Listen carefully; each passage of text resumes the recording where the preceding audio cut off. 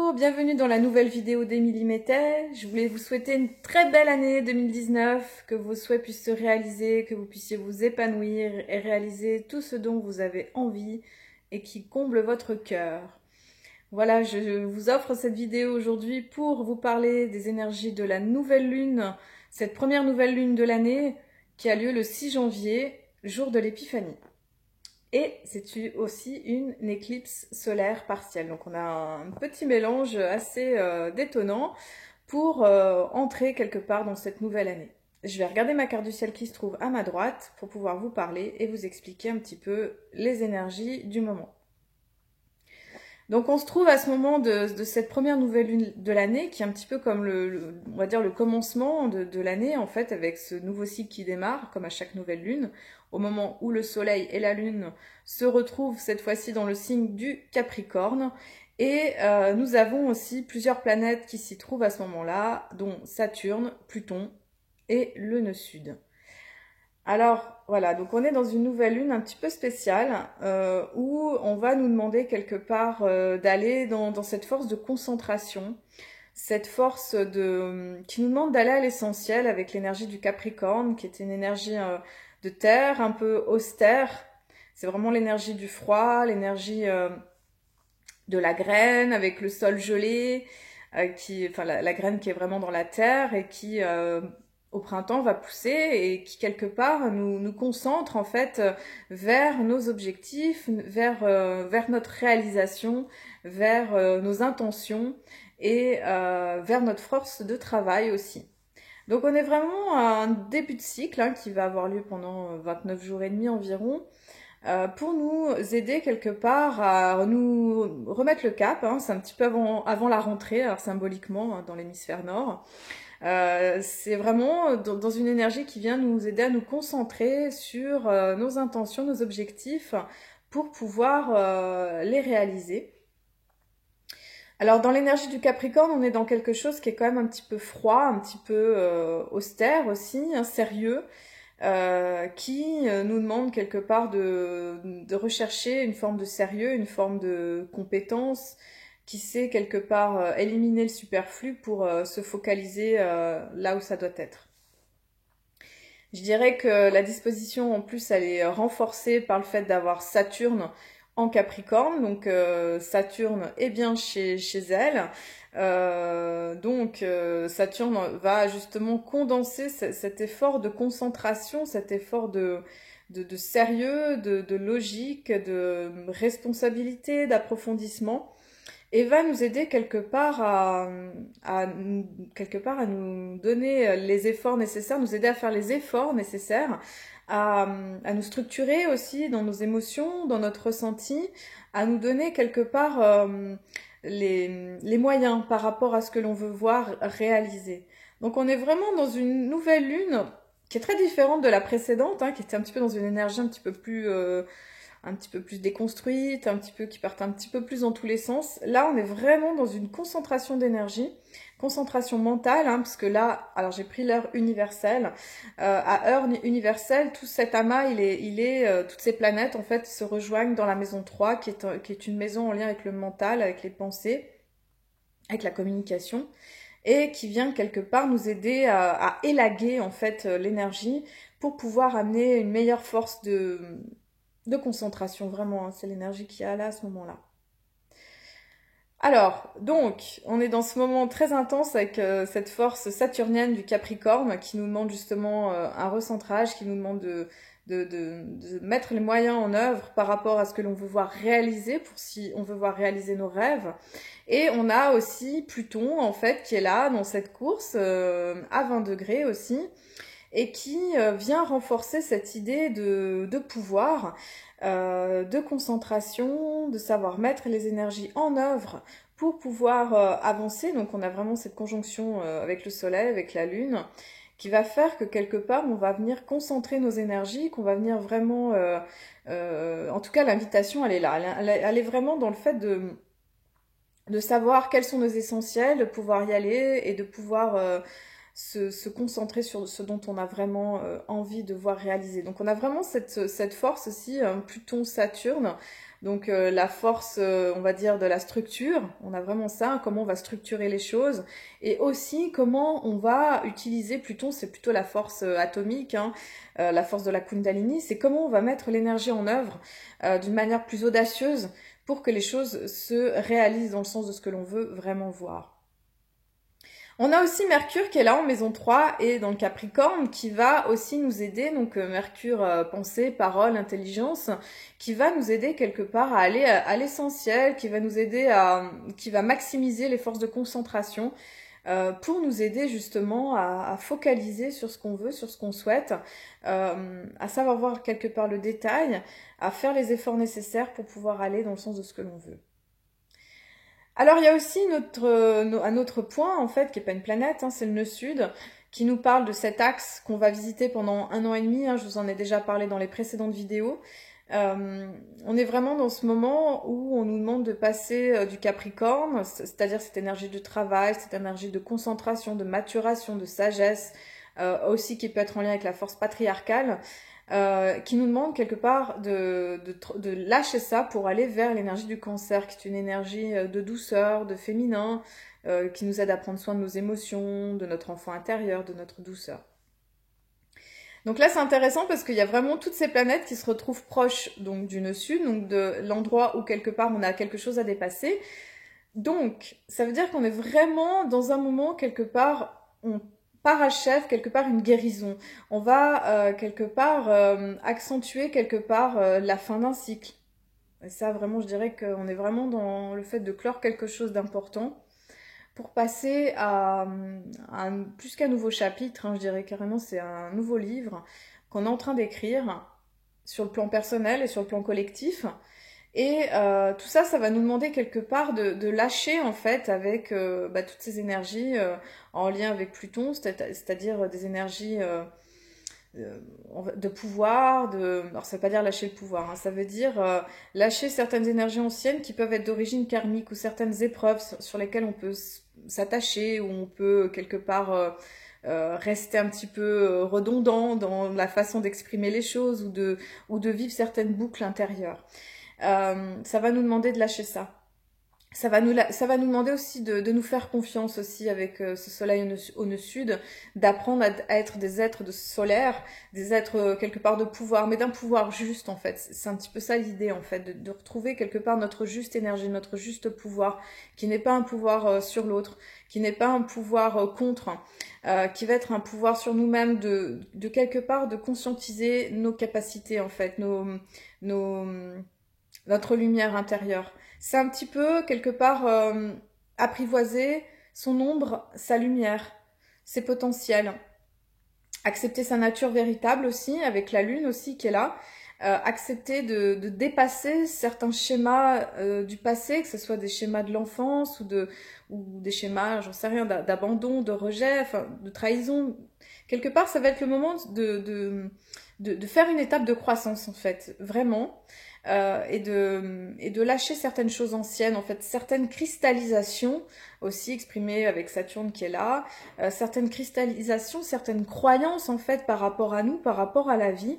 Là, ça va être vraiment important quelque part de lâcher ces choses anciennes, ces éléments du passé en fait qui peuvent, qui peuvent tirer vers le bas. Et là, ça va être important de lâcher ces anciennes formes, ces anciennes cristallisations, ces anciennes croyances, ces anciennes formes. On est vraiment, je pense, sur un plan personnel et sur un plan collectif, dans le fait de devoir dissoudre des cristallisations, c'est-à-dire des formes anciennes qui, quelque part, ne correspondent pas ou plus à ce qui est attendu pour l'énergie actuelle. Ceci est renforcé par le fait que on est dans une éclipse solaire partielle, donc on rentre dans une série d'éclipses. Il y en aura une autre, le 21 janvier, qui sera une éclipse lunaire totale, et il y en aura encore une autre au mois de juillet, donc on est vraiment dans des séries en fait. Les éclipses viennent en fait accélérer les processus d'évolution, les processus de croissance, de conscience.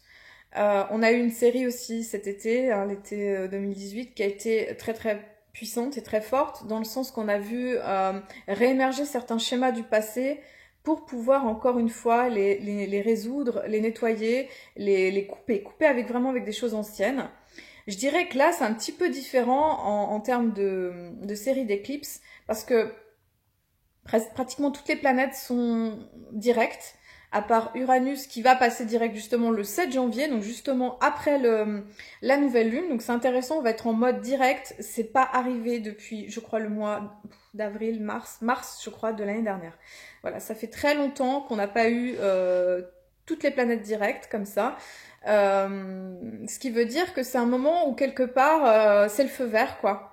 C'est le feu vert pour aller, c'est le feu vert pour agir, pour aller dans le sens quelque part de la réalisation de nos rêves, dans le sens de la réalisation de ce que l'on veut voir être dans notre vie ou faire ou agir. Voilà. Alors pourquoi tout ça? Donc le nœud sud en Capricorne, il va nous demander de nous faire un grand dernier balayage, un grand dernier nettoyage et purification de ces choses anciennes, de ces formes anciennes, et elles pourront prendre quelque part des formes sur le plan collectif aussi, peut-être de formes politiques ou de formes qui quelque part ne sont plus en lien avec les énergies actuelles. Ça risque des fois peut-être de compliquer un petit peu la donne sur les plans collectifs. Le nœud nord, il est en Cancer, il se trouve aussi en maison 10.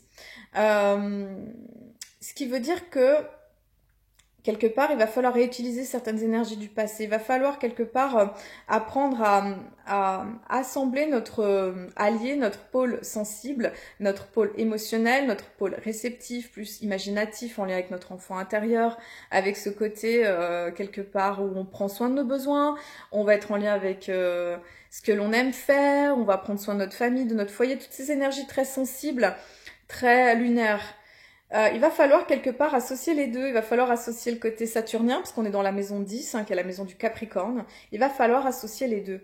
Il va falloir utiliser cette énergie du rêve, cette énergie quelque part de l'écoute, de la sensibilité, avec cette énergie Saturne, cette énergie concrète, cette énergie de maîtrise, cette énergie de structure, cette énergie plus adulte. Donc il va falloir quelque part, à l'heure de cette nouvelle lune, de ce nouveau début, de ce recommencement, nouveau cycle, de allier l'adulte et l'enfant à l'intérieur de nous. Vraiment que les deux puissent se tenir la main, enfin les deux ou tous être ensemble, pour que justement nous puissions réaliser quelque chose dans la société, dans notre monde, pour pouvoir voir réaliser qui nous sommes véritablement. Voilà, donc ça va être intéressant de voir comment on peut justement allier ces deux parties en nous et quelque part les faire fonctionner pour pouvoir aller dans une nouvelle réalisation. Voilà, je trouve ça intéressant comme disposition à ce moment justement d'éclipse solaire qui va justement accentuer le phénomène pour qu'on puisse justement accélérer, mettre vraiment un coup de boost par rapport à ce processus d'évolution personnelle et collective. Voilà. Alors, cette nouvelle lune, elle est aussi sextile avec Neptune. Donc, il y a vraiment une disposition avec Saturne, donc maîtrise, effort, structure, contrainte, responsabilité. Et en même temps, Neptune, qui est une autre planète, hein, dieu de l'océan, la foi, la spiritualité, qui justement va être plus en lien avec notre pôle imaginatif, sensible, un peu artiste aussi. Neptune, c'est tout ce qui est artistique et de l'ordre de l'inspiration, le côté poétique. Donc c'est un moment où il va falloir, c'est intéressant la proposition de l'univers, vraiment, hein, c'est toujours une invitation et jamais une obligation quelque part. Ça va être d'utiliser les deux, la structure et le pôle du rêve. Ça va être de quelque part ancrer, incarner les choses pour qu'elles se réalisent, pour que nos rêves ils soient concrets. Parce que ce qui est intéressant, c'est que Neptune aussi, là, est en maison 5, hein, vraiment disposition de créativité, d'amour, de romantisme, de beauté, d'inspiration créative ou spirituelle ou poétique, enfin, vraiment comme vous avez envie, ou musicale aussi, enfin vraiment, c'est vraiment la possibilité, en contactant le rêve, de créer quelque chose de différent et de nouveau. Et ce qui est intéressant, c'est que Neptune aussi est en Poisson, donc déjà depuis plusieurs années, et donc on est vraiment sur des planètes lentes comme ça, qui sont chez elles, vraiment. Donc vraiment Neptune est dans toute sa puissance, de rêve, de quelque part d'inspiration, d'élévation, de spiritualité, telle que vous la voyez, hein, telle que ça vous parle, hein. de contacter le rêve vraiment et de toucher vraiment la structure pour qu'il y ait quelque chose qui se mette en place, vraiment. Voilà, donc c'est intéressant cette nouvelle lune, comment elle est disposée et tous les aspects qu'elle forme. Ensuite, donc, nous avons Vénus qui est encore dans le signe du Scorpion, hein, à cette heure de cette nouvelle lune, qui parle encore de passion intense, d'aller écouter notre tumulte émotionnel quelque part, notre intensité, notre créativité, et qui va être encore là, bien quelque part débordante, qui va être intense. Vraiment, le mot c'est intense et passion. Donc on est un petit peu dans quelque chose de détonnant par rapport à cette nouvelle lune qui est quelque part très, je vais pas dire le mot rigide, mais très sérieuse, qui est qui nous recentre. Là, on est dans quelque chose de plus passionné. Et c'est intéressant parce que Vénus, elle va être quinconce. Donc le quinconce, c'est un élément qui nous parle d'incompatibilité en fait au niveau des éléments. Et là, elle va être quinconce avec Uranus Bélier. Voilà, qui va être à la fin du Bélier justement, parce qu'il va repasser après bientôt dans le Taureau, et qui nous demande quelque part d'allier l'eau tumultueuse du Scorpion, qui est une intensité, et Uranus Bélier, qui nous parle de quelque part d'éveil, mais dans l'action en fait, d'allier l'énergie du Bélier et du Scorpion, qui quelque part peuvent se ressembler, parce qu'elles sont toutes les deux martiennes, c'est-à-dire pleines d'action, pleines d'intensité, mais il va falloir associer l'eau, qui est plus émotionnelle, et le feu, qui est plus dans l'action. Alors, associer les deux. Donc voilà, on va être dans une période aussi quand même où on nous parle de vibrer, de toucher nos passions en fait, de toucher ce qui nous fait du bien, ce qui nous fait plaisir, mais surtout ce qui va nous élever par le fait de sentir cette joie et cette passion qui vibre. Voilà. Vénus aussi sera en trigone avec Mars. Mars qui est entré dans le Bélier depuis le 2 janvier. Donc encore une planète qui se retrouve chez elle, c'est-à-dire que Mars se plaît très bien dans le signe du Bélier. Et là, on est dans une action, donc on avait tout ce passage Mars en Poisson, je ne sais pas si vous vous rappelez, avec cette période du mois de décembre, avec cette action qui était un peu floue, confuse, pas toujours très claire, on va pas savoir où on va. Alors qu'avec Mars en Bélier, bah, c'est plus direct, c'est plus frontal, on va dire, ça y va dans le conflit, enfin le conflit, c'est pas que le conflit, mais l'action directe. Donc on est là dans cette association, donc Vénus-Mars en trigone, qui va nous aider quelque part à associer la force du cœur, la force de notre créativité avec notre force d'action. Et on est aussi, donc voilà, donc autant on a un quinconce et autant on a un trigone selon la disposition des planètes. Mais en tout cas, ça nous parle d'associer le désir du cœur et le désir de l'action, le désir des jambes en fait, de pouvoir associer l'action dans le sens de ce que l'on souhaite, de ce que l'on aime, de ce que l'on vibre. Donc c'est intéressant parce qu'on a vraiment les forces d'action qui sont là, on a les forces d'inspiration, les forces de rêve et les forces de structuration.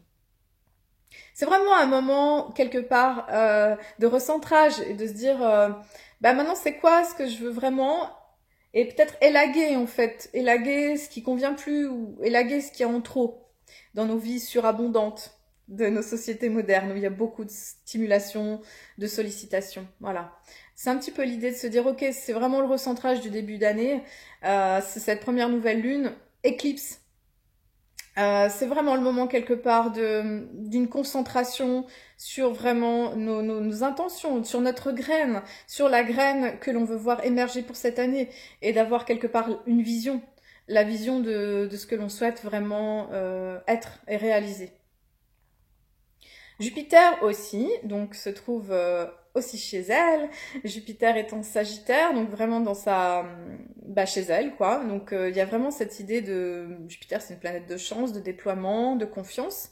Dans le signe du Sagittaire, il y a vraiment une idée de se déployer, de confiance, et en lien avec le voyage, en lien aussi avec des idéaux philosophiques, des idéaux qui viennent nous élever, avec des croyances supérieures qui vont nous donner quelque part une ligne de conduite, dans une forme de verticalité et de conscience. Vénus et Jupiter déjà elles se retrouvent toutes les deux en maison 2 et elles nous invitent à prospérer quelque part sur le plan 2, plan matériel aussi, sur le plan concret, aussi de nos dons, de nos capacités à l'intérieur de nous. Jupiter va être carré à Neptune. Quelque part, ça va être une mise en garde de prêter attention à pas être trop dans quelque chose de chaotique ou de trop dispersé ou qui pourrait manquer de réalisme. Il va falloir associer les deux parce que les deux, Sagittaire et Poisson, peuvent vite se disperser ou avoir une action qui n'est pas toujours logique et concrète, hein, parce que les deux aiment beaucoup rêver, voyager, bouger. Là, il va falloir quelque part associer les deux et être en vigilance. Ce qui est intéressant, c'est qu'on a toutes ces planètes Capricorne qui, quelque part, d'instinct, vont nous aider quelque part à sentir ce qui est juste et surtout de recentrer les choses. Jupiter aussi est en sexe carré avec Uranus. Alors, ça va être important d'être original, ça va être important d'être indépendant, de faire les choses comme on les ressent. Et en même temps, ça va être important d'avoir un deuxième regard, de pouvoir considérer les choses, de quelque part avoir les pieds sur terre. Voilà. Bon, je dirais vraiment qu'avec l'amas planétaire en Capricorne, encore une fois, je pense qu'il y a une forme de protection, mais ça va demander une forme de vigilance par rapport à nos états d'emballement, parce qu'on a un côté très très terre, quand même, dans cette disposition planétaire. Et en même temps, il y a un côté où il y a beaucoup de planètes, où il y a du feu, il y a de la passion, où il y a une intensité quelque part, qu'il va falloir apprendre à canaliser et gérer. Voilà. Sinon, Mercure est trigone avec Uranus, donc nous invite aussi à faire confiance aux nouvelles idées, aux nouvelles relations, à tout ce qui nous tourne vers la nouveauté en fait. Quelque part de faire confiance un petit peu à voilà, tout ce qui nous met en lien avec le futur. Futur dans le sens de comment on peut ouvrir une porte vers l'être que l'on est en train de devenir quelque part. Et faire confiance à l'innovation, faire confiance au changement, faire confiance à l'inspiration. Donc voilà, ça va être une belle disposition aussi pour ça. Faire confiance à cette inspiration. Mercure est encore carré à Mars. Ça fait un petit moment que ça dure, plusieurs semaines. C'est vraiment un moment où il faut prêter attention. Donc à chaque fois, ça change de signe, hein. Là, on est vraiment dans du Capricorne et du Bélier. Donc en plus, ça voudrait dire... c'est toujours attention à nos emportements, à nos emballements liés à notre communication, qui pourraient générer aussi de l'agressivité ou des prises de position. Alors là, avec Mercure Capricorne, je dirais plutôt c'est... des choses qui nous conviennent pas, mais où on pourrait garder le silence ou pas dire les choses, parce que Mercure Capricorne, on va dire, c'est pas le plus bavard, c'est pas le plus expansif, en tout cas d'expression. En tout cas, Mars en Bélier est plus réactif, parle plus d'inflammation, que ce soit au niveau du corps ou au niveau des émotions. Donc il va falloir apprendre à, s'il y a quelque chose qui convient pas, quelque chose qui vient nous heurter, d'apprendre plutôt que de bouillir à l'intérieur, d'apprendre à dire les choses au fur et à mesure. Là, ça va être vraiment de formuler, parce que ce Mercure Capricorne, il pourrait ne rien dire et rester plutôt secret. Donc là, ça va plutôt être d'exprimer, parce que ce qui est pas dit, ce qui est pas exprimé à ce moment-là de cette nouvelle lune, en tout cas dans ce qui nous convient pas, pourrait ressortir sous un état inflammatoire. Voilà, aussi. Donc c'est important de le savoir aussi. Voilà. Donc je crois que j'ai fait un petit peu tout le tour de cette carte du ciel. Par rapport à cette éclipse, qu'on verra que dans le nord-est de l'Asie et dans le nord de l'océan Pacifique, faut le savoir, donc on la verra pas en France. Par contre, celle du 21 janvier, on pourra la voir aussi. Il faut savoir que dans ces périodes d'éclipse, en fait, donc les choses s'accélèrent, il y a des changements notoires qui sont en train de se passer. Alors, je ne vais pas dire qu'il ne faut pas faire telle chose ou telle chose, mais prêtez attention si vous avez des contrats à signer, des éléments comme ceci à faire, de bien réfléchir à ces moments-là, de bien savoir sur quels engagements vous allez aller. Parce que des fois, ça peut arriver que... comment expliquer c'est des énergies qui sont très mouvantes en fait dans les moments d'éclipse et les choses sont instables. Et c'est pas toujours très aisé ou très approprié, je dirais, mais après ça dépend toujours des situations, de signer des fois des contrats ou des choses en lien dans ces périodes-là, parce que des fois on peut avoir des conséquences derrière, si on doit en vivre la conséquence, voilà. Sinon je voulais vous parler aussi, donc toute cette nouvelle lune et cette éclipse se passe le 6 janvier, qui est le jour de l'épiphanie, qui est un jour important dans le calendrier aussi. Donc il faut savoir que en grec cela veut dire épiphanie, c'est l'apparition. et que à l'origine, en fait, avant le calendrier grégorien, c'était le moment de Noël. Donc c'est vraiment au IVe siècle, en fait, qu'on a associé la naissance du Christ, la naissance de la lumière, au moment du 25 décembre, alors qu'avant c'était le 6 janvier. C'est aussi un moment qu'on appelle aussi la théophanie, c'est la manifestation de Dieu. C'est vraiment un moment important, au-delà du calendrier chrétien quelque part, et je vous en parle parce que c'est bon quelque part de connaître les différentes symboliques aussi. Euh, et c'est intéressant, c'est vraiment le moment où on a ces trois rois mages qui viennent offrir l'encens, l'or et la myrrhe à l'enfant divin, et qui viennent représenter justement cette alliance justement de l'or, c'est le roi, la myrrhe est en lien avec, il y a le prophète, l'encens c'est le prêtre, donc c'est l'association des différents corps, du corps physique, du corps mental, psychique et de l'âme. Ça va être l'association de ces trois plans en fait qui vont au travers de l'enfant en fait, de son enfant lumière, mais au-delà du Christ, c'est vraiment cet enfant lumière en fait qui vient renaître quelque part aussi par le fait du solstice d'hiver, du moment où ça y est, la lumière elle repart, où il y a vraiment quelque part ce triomphe de la lumière sur l'obscurité et qui quelque part nous demande de nous reconnecter à cette phase de lumière pour pouvoir passer justement à une nouvelle étape de l'année. Avant, c'était vraiment le 1er janvier. C'était vraiment, cette nouvelle année était vraiment déterminée par aussi l'épiphanie. Et cette épiphanie, cette année, du coup, du fait de cette nouvelle lune et du fait de cette éclipse, amène vraiment cette énergie quelque part du couronnement intérieur. Du couronnement pour nous aider justement à nous-mêmes être dans notre divinité intérieure, dans notre guidance intérieure, dans notre plein potentiel intérieur de notre âme, de notre être véritable. Euh, c'est pour ça que je voulais vous parler de cette symbolique de l'épiphanie. Pour moi, c'est pas anodin que cette fête, cette nouvelle lune et cette éclipse se retrouvent à ce moment-là. Voilà. Qu'est-ce que je voulais vous dire d'autre? Oui, en hébreu, lous, ça veut dire amande et ça veut dire ce qui est caché. Et c'est vraiment ce moment où il faut aller chercher cette lumière cachée à l'intérieur de nous. Dépasser cette lumière extérieure, qui peut être de l'ordre de l'apparence, pour aller chercher cette lumière cachée, cette essence véritable. Donc, pour moi, c'est vraiment intéressant de voir comment les fêtes se réunissent, comment toutes les symboliques parlent entre elles, pour nous parler, pour nous dire justement que c'est le moment de passer à l'action, que c'est le moment d'écouter nos rêves, de savoir écouter notre partie sensible, de l'allier avec notre partie logique, concrète, structurée, pour pouvoir manifester nos rêves, pour concrétiser les choses.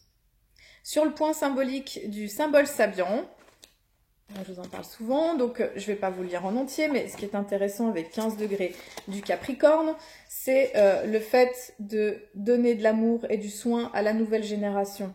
C'est aussi de prêter attention à nos intuitions immédiates et à nos rêves d'essor futurs, et de prêter attention justement à ce que la pression du quotidien, elle peut facilement dévier ou détruire justement notre évolution fragile, et sur le plan de nos rêves. Voilà, donc c'est important que ce pouvoir, quelque part, il puisse laisser le développement d'une communauté, en particulier celui des enfants. Et pour ça, ça va demander de faire preuve d'une attention bienveillante et d'une aptitude à amenuiser les tensions destructrices de la vie sociale. Donc c'est intéressant parce que ça recoupe quelque part ce que j'essaie de vous dire, ce que je tente de vous dire aussi avec tous ces messages qui se recoupent. C'est quelque part de garder intact le rêve de l'enfant à l'intérieur de nous pour pouvoir l'associer avec le côté adulte, mais pas se laisser envahir par l'état de la société ou des croyances patriarcales ou du monde qui va faire qu'on va oublier ce rêve, mais au contraire de prendre soin de ce rêve pour pouvoir justement en tant qu'adulte responsable, aligné sur cette terre, de pouvoir le vivre et le manifester. Voilà, je vous souhaite une très belle nouvelle lune, un très beau nouveau cycle, pour entrer justement et manifester toutes vos intentions de 2019. Et puis, je vous dis à très bientôt et je vous remercie d'avoir regardé cette vidéo. N'hésitez pas à vous abonner et à la liker si vous avez aimé. Merci, à très bientôt!